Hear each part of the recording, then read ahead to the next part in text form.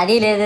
పైగా నా విగ్రహాన్ని కొనడానికి పెళ్లి సంబంధాల్లో పిల్లని చూడడానికి వెళ్ళినట్టు పలోమను 10 మంది వెళ్తారు. అందులో ఒకడికి ఆ బొమ్మ నచ్చిందని, ఇంకోటికి ఈ బొమ్మ నచ్చిందని. నా కర్మ ఏంటంటే అక్కడ ఉన్నవన్నీ నా బొమ్మలే. మళ్ళీ తీరా 10 మందికి ఒక బొమ్మ నచ్చాక అమ్మేటోడు అలుసుగా తీసుకొని 10,000 15,000 అని బాంబు పేలుస్తాడు. ఎందుకురా బాబు ఇంత రేట్ అంటే కలకత్తా నుంచి తెప్పించామంటాడు. నాకు అర్థం కానిది ఏంటంటే ఎక్కడైతే నేను కలకత్తా నుంచి అయితే నాకన్నా మొనగాడు వస్తాడా, అక్కడ కూడా నేనే కదా. ఇలా నన్ను బజార్లో పెట్టి బేరం ఆడి నా మొహానికి ముసుగేసి వ్యాన్ ఎక్కిస్తారు. ఆ వ్యాన్ డ్రైవర్ గాడు నేనున్నానని కూడా చూడకుండా ఏదో ఆలోచించుకుంటూ డ్రైవ్ చేస్తా గతకల్లో గబ్బి గుబ్బి అని తించేసి నా కాల్లో చెయ్యి ఇరగొట్టేస్తాడు. ఈ విషయం చందాలు ఇచ్చిన చిన్నోళ్ళకి తెలిస్తే మళ్ళీ ఇరిగిపోయిన బొమ్మ పెట్టకూడదని ఏ బొమ్మ రాసి కవర్ చేసేస్తాడు. సరేలే జరిగిందేదో జరిగింది, నా భక్తులే కదా కూల్ బ్రో అని చిల్లయ్యే లోపు నన్ను పందిర్లో పెట్టి ముసుగు తీసి నాకన్నా పొడుగున్నే సౌండ్ బాక్సులు 2 నా చెవుల పక్కన పెట్టి డీజే గణేష్ బ్రో అని చెప్పి నా పాటలను కూనీ చేస్తారు. సరేలే పిల్లలు కదా ఇప్పుడు కాకపోతే ఎప్పుడు ఎంజాయ్ చేస్తారు, కాసేపట్లో పూజ స్టార్ట్ చేస్తారని వెయిట్ చేస్తా ఉంటే ఆ 5 రూపాయల వ్రతకల్పన బుక్ చూస్తే